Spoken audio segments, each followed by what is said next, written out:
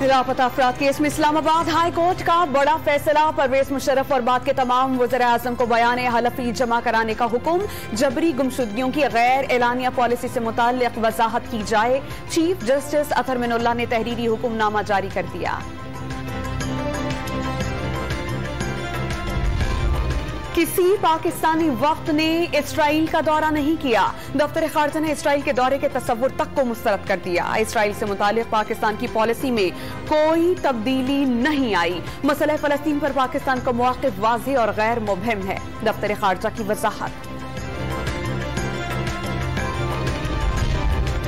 मुल्क पर इतने कर्जे हैं कि शायद आइंदा नस्लें भी ना उतार सकें। पेट्रोलियम मसनूआत दिल पर पत्थर रखकर महंगी की। वजीर आजम शहबाज शरीफ का मानसहरा में जलसे से खिताब। इमरान खान की हुकूमत के चहलुम से पहले शहबाज शरीफ ने आटा सस्ता कर दिया। मरियम नवाज का दावा।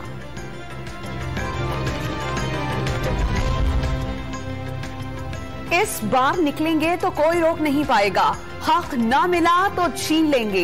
इमरान खान का 4 सद्दा में अवामी इज्तिमा से खिताब। शहबाज शरीफ, राना सनाउल्लाह और हमजा शहबाज को कटहरे में लाने का इंतबाह। शमीम कुरैशी का नैब कानून में तरमीम चैलेंज करने का ऐलान।